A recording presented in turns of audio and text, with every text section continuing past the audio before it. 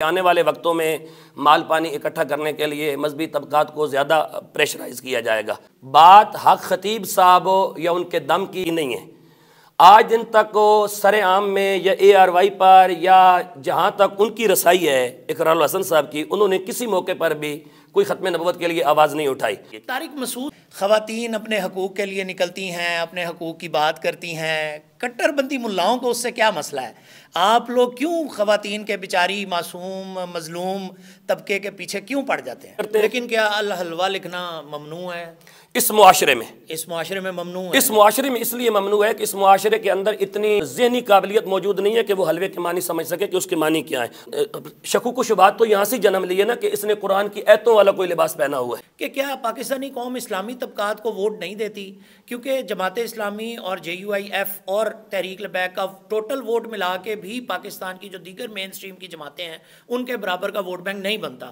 اعوذ باللہ من الشیطان الرجیم، بسم اللہ الرحمن الرحیم۔ السلام علیکم ناظرین، آج ہمارے ساتھ موجود ہیں مذہبی اسکالر صاحبزادہ حافظ فتح محمد علوی صاحب سیالوی۔ آپ راولپنڈی اسلام آباد میں بہت ایک معروف شخصیت ہیں اور جانے پہچانے جاتے ہیں اپنے سوالات کرنے کی وجہ سے، لیکن آج ہم ان کے پاس کچھ سوالات کے جوابات لینے کے لیے آئے ہیں۔ السلام علیکم ورحمۃ اللہ۔ وعلیکم السلام ورحمۃ اللہ، خیریت سے ہیں؟ الحمدللہ رب العالمین۔ اچھا، سب سے پہلا سوال جو آج کا، چونکہ 8 مارچ کی آمد ہے اور 8 مارچ آپ کو پتہ ہے کہ عورت مارچ 8 تاریخ کو آتا ہے، خواتین اپنے حقوق کے لیے نکلتی ہیں، اپنے حقوق کی بات کرتی ہیں، کٹر بندی ملاؤں کو اس سے کیا مسئلہ ہے؟ آپ لوگ کیوں خواتین کے بیچاری معصوم مظلوم طبقے کے پیچھے کیوں پڑ جاتے ہیں؟ بسم اللہ الرحمن الرحیم۔ مسعود چودھری صاحب، سب سے پہلے تو میں آپ کو یہاں آنے پر خوش آمدید کہتا ہوں۔ آپ تشریف لائے، عالم و سالم مرحبا، خوش آمدید۔ آپ نے بڑا بنیادی اور بڑا اہم نقطہ اٹھایا، بڑا بنیادی سوال آپ نے میرے سماعتوں کی نظر کی ہے، تو اس کی گزارش یہ ہے کہ 8 مارچ کے حوالے سے میں نے تو آج دن تک نہیں دیکھا کہ انہوں نے کبھی حقوق کی بات کی ہو۔ وہاں تو واہیات کی بات ہوتی ہے، خرافات کی بات ہوتی ہے، مغلظات ہوتے ہیں، افواہات ہوتی ہیں، نہ کہ آج دن تک حقوق کی بات ہوئی ہے۔ اگر وہ حقوق کی بات کرتی تو وہ یہ کہتی ہیں کہ ہمیں میراث میں حصہ چاہیے جو قرآن مجید نے ان کے لیے متعین کی ہے، لیکن آج کتنی خواتین ہیں کہ ان کی قرآن کے ساتھ شادیاں کر دی جاتی ہیں، اس پہ کبھی آواز نہیں اٹھائی گئی، اور ان کو جائیدادوں سے وراثت سے محروم کیا جاتا ہے، تو کبھی اس پر ان خواتین نے، ان معصوم خواتین نے کبھی صدا بلند نہیں کی۔ لیکن اس پر وہ صدا بلند کرتی ہیں کہ ہمیں باپ سے خطرہ ہے، ہمیں بیٹے سے خطرہ ہے، ہمیں داماد سے خطرہ ہے۔ تو جو خواتین 9 مہینے جس اولاد کو اپنے پیٹ میں رکھ کے ان کو معاشرے کا ایک اچھا فرد نہیں بنا سکیں، وہ دنیا میں ان کو آنے کے بعد جب وہ جوان اور بالغ ہو گئے تو اب ان کو 8 مارچ کو یاد آ گیا کہ ہمیں ان سے خطرہ ہے اور انہیں اچھا انسان بنانا ہے۔ جو خیبر پختونخوا اسمبلی ہے، ابھی کچھ دن پہلے گھڑی کا بڑا چرچہ ہوا اور گھڑی خواتین نے لہرائی، اور اس کے بعد پھر جوتے اور لوٹے اور جو کچھ عوام کے ہاتھ میں آیا وہ چلتا رہا۔ جبکہ اسی تناظر میں دوسرا واقعہ لاہور کے اندر ہوا کہ خاتون نے جو ہے وہ ایک الحلوہ لکھا ہوا تھا، اس کی شرٹ زیب تن کی، اور اس کے اوپر پھر ایک ساری کیمپین ہوئی، وہ بھی آپ کے نظر سے گزری ہوگی۔ یہ دونوں واقعات میں خواتین ہی ٹارگٹ بنی اور خواتین کا ہی ایک کردار ہے جو سامنے نظر آیا۔ کیا ہمارا جو مذہب کے اوپر حملہ آور ہونے والے طبقات ہیں، کیا یہ خواتین کو بطور ایک ٹول استعمال کر رہے ہیں، یا یہ نیچرل ہے، ہماری سوسائٹی واقعی اس گراوٹ کا شکار ہو چکی ہے؟ نہیں، یہ بطور ٹول بھی استعمال کر رہے ہیں اور ہماری سوسائٹی بھی گراوٹ کا شکار ہے۔ یہ دونوں چیزیں جو ہے نا، یہ ہماری سوسائٹی کے اندر پائی جاتی ہیں۔ ایک تو خواتین کو بطور ٹول استعمال کیا جا رہا ہے، اور دوسرا کچھ ہم اخلاقی طور پہ اس گراوٹ کا شکار ہیں، ہماری سوسائٹی، ہمارا معاشرہ، کہ اس طرح کے روز مرہ حادثات سامنے آتے رہتے ہیں۔ ان دونوں چیزوں کو مختلف تناظر میں دیکھنے کی ضرورت ہے۔ اگر ہم لاہور کے اچھرا کے مقام پر ہونے والے واقعے کو دیکھیں تو اس کا اور اس کا آپس میں کوئی تعلق نہیں بنتا، یہ ٹوٹل اس سے مختلف ہے۔ وہاں پر جو واقعہ پیش آتا ہے وہ ایک سازش کے تحت ایک ٹیسٹر لگایا گیا ہے۔ لاہور واقعہ؟ جی، لاہور واقعہ۔ اچھا، وہ ایک ٹیسٹر لگایا گیا ہے، چیک کیا گیا ہے، بظاہر تو وہ لفظ حلوہ ہے، لیکن کل ہم یہ دیکھ رہے ہیں کہ کل آنے والے وقتوں میں اسی لباس کے اوپر فلاح بھی لکھا ہوگا، خیا علی الفلاح بھی لکھا ہوگا، خیا علی الصلاح بھی لکھا ہوگا، الرحمن بھی لکھا ہوگا۔ تو پھر کیا ہوگا؟ یہود و نصارہ جب بھی کوئی کام کرتے ہیں تو وہ ڈائریکٹ کوئی کام بھی نہیں کرتے، وہ پہلے انسان کا ذہن تبدیل کرتے ہیں۔ لیکن کیا الحلوہ لکھنا ممنوع ہے؟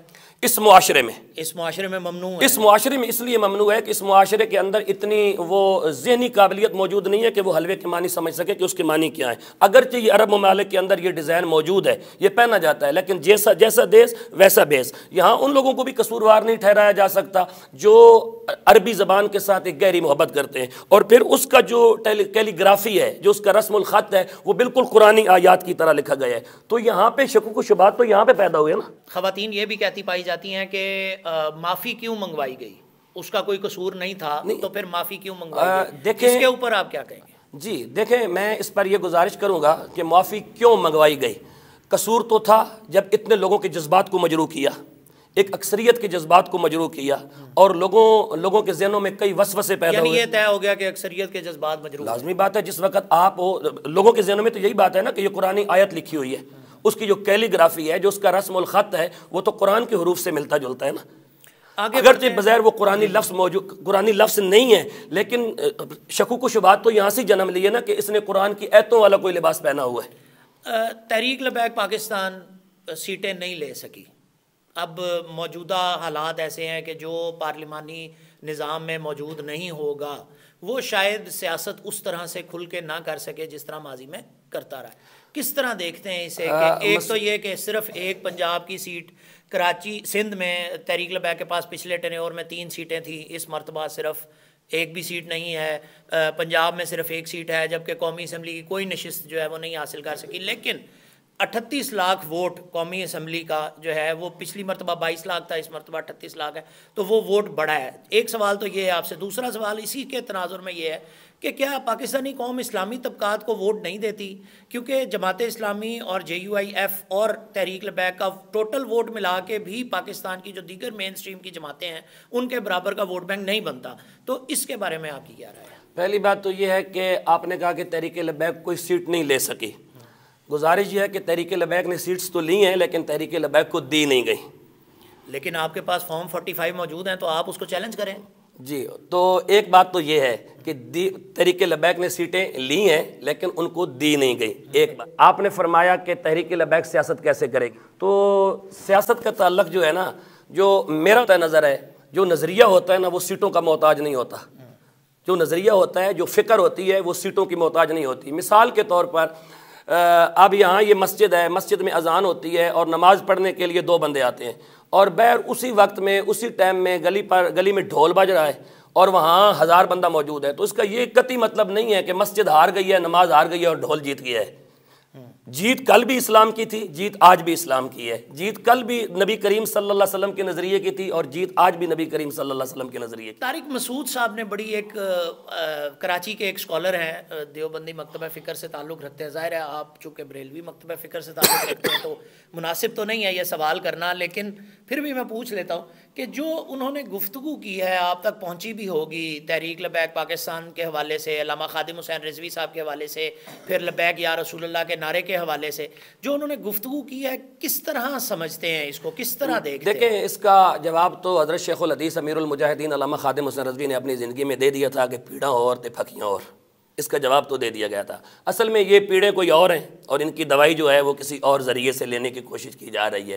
اور دوسرا، میں چونکہ مسلک پہ میں نہیں آنا چاہتا کہ پھر اس کو لوگ یہ کہیں گے کہ یہ کوئی مسلکی تضاد ہے، تو اس لیے میں کوئی سخت جملہ بول گیا۔ میں طارق مسعود صاحب کے بارے میں اتنا ہی کہوں گا کہ ایک یوٹیوبر سے زیادہ ہم آپ کو کوئی حیثیت نہیں دیتے۔ لیکن 2 یوٹیوبر، یعنی ایک یوٹیوبر اقرار الحسن اور دوسرا جو ہے وہ شف سرکار جو ہیں، وہ بھی ایک میچ جاری ہے، اس کے بارے میں آپ کیا کہیں گے؟ دیکھیں جی، بات یہ ہے کہ یہ اچانک جو اقرار الحسن کی ہمدردی ناموس رسالت اور اسلام کے ساتھ جاگ پڑی ہے نا، یہ قابل فہم ہے، قابل توجہ ہے، اور اس کے پیچھے لازمی بات ہے کوئی لابیاں کام کر رہی ہیں۔ بات حق خطیب صاحب یا ان کے دم کی یا عقیدہ ختم نبوت کے نعرے کی نہیں ہے۔ آج دن تک وہ سر عام میں یا ARY پر یا جہاں تک ان کی رسائی ہے اقرار الحسن صاحب کی، انہوں نے کسی موقع پر بھی کوئی ختم نبوت کے لیے آواز نہیں اٹھائی، اور اچانک اس آواز کا اٹھنا اس بات کی دلالی کر رہا ہے کہ اس کے پیچھے کوئی عالمی ایجنڈا کام کر رہا ہے، کیونکہ میں نے پہلے بھی یہ بات نہیں، لیکن ایک بات ہے کہ اقرار الحسن صاحب کو سٹیج پر بلایا گیا تحریک لبیک پاکستان کے، اور وہاں پر تقریر بھی کروائی گئی، تو کیا وہ بھی کسی ایجنڈے کا حصہ تھا؟ نہیں، وہاں مہمان آپ کے گھر جب بھی کوئی جائے گا تو مہمان کی عزت تو کی جاتی ہے نا، مہمان کو جوتے تو نہیں مارے جاتے۔ تحریک لبیک کے وہ کوئی ترجمان تو نہیں ہے، جب وہ تحریک لبیک کے سٹیج پہ آئے ہیں تو بسم اللہ، جو آپ کے گھر کوئی بھی آ سکتا ہے۔ جب آپ میرے گھر تشریف لائیں، آپ 1000 بار میرے گھر تشریف لائیں، میرے آپ کے ہزاروں اختلافات ہوں، خدا نہ کرے، لیکن آپ جب میرے گھر آئیں گے تو میں دل اور آنکھیں فرش راہ کروں گا۔ آخری سوال آپ سے، آپ کا وقت بھی قیمتی ہے، میں شکر گزار ہوں کہ آپ نے وقت دیا۔ اس وقت کی جو موجودہ صورتحال ہے کہ پاکستان میں نون لیگ کی حکومت آنے کو ہے، پیپلز پارٹی کا اس کے ساتھ الائنس موجود ہے، جبکہ جو مذہبی طبقات ہیں وہ تمام کے تمام ہی تقریباً جو ہیں وہ اس سے سین سے باہر ہیں۔ 3 ہفتے کا ٹائم بھی سپریم کورٹ آف پاکستان نے اسی مبارک ثانی کیس میں دے دیا ہوا ہے، اور اس کے اندر بھی گفتگو ایک پورا ایک چیپٹر ہے جو جاری ہے۔ آنے والی سیاست کو کس طرح دیکھتے ہیں کہ پاکستانی جو پالیٹکس ہے اس کے اندر کہیں پر جو بین الاقوامی طاقتیں ہیں وہ بھی اپنا زور ظاہرہ لگا رہی ہیں؟ پاکستان نے $6 ارب بھی IMF سے مانگ لیے ہیں، وہ بھی ہم نے قرضہ لینا ہے، اور دیگر بھی بہت سارا کچھ ہے۔ تو اس سارے تناظر کو کیسے دیکھتے ہیں بطور ایک مذہبی اسکالر اور ایک عوام میں؟ ظاہر آپ بھی عوام میں اترتے بھی ہیں، عوام میں رہتے ہیں، تو کیسے دیکھتے ہیں ان تمام چیزوں کو کہ آنے والا وقت جو اسلامی طبقات ہیں ان کے لیے مزید مشکل ہونے جا رہا ہے، یا کوئی تھوڑی سی آسانی کی کوئی راہ ہے؟ دیکھیں، مذہبی طبقات کے لیے تو ہر دور ہی مشکل رہا ہے، کیونکہ جو بھی ناموس رسالت یا اسلام کی بات کرے گا اس کے لیے مشکلات تو آئیں گی، یہ تو ممکن نہیں ہے کہ کوئی آسانی ہوگی، بلکہ آنے والے وقتوں میں مال پانی اکٹھا کرنے کے لیے مذہبی طبقات کو زیادہ پریشرائز کیا جائے گا۔ اور دوسرے سوال کا آپ کا حصہ یہ ہے کہ آپ اس حکومت کو کیسے دیکھ رہے ہیں؟ تو جیسا پچھلے 75 سالوں میں ہم دیکھتے رہے ہیں، آنے والے سالوں میں بھی ایسا ہی دیکھ رہے ہیں، اس میں کوئی نئی تبدیلی نہیں آنے والی۔ کھاؤ پیو، وقت ٹپاؤ اور ملک کو لوٹو اور پھر جاؤ۔ کھاؤ پیو، وقت ٹپاؤ اور پھر ملک کو لوٹو اور جاؤ۔ فتح محمد علوی صاحب سیالوی، آپ گفتگو سن رہے تھے، اپنی رائے کا ضرور اظہار کیجئے گا، کامنٹ سیکشن کھلا ہے۔ مسعود چودھری کو فی الحال تک کے لیے اجازت دیجیے۔ السلام علیکم ورحمۃ اللہ وبرکاتہ۔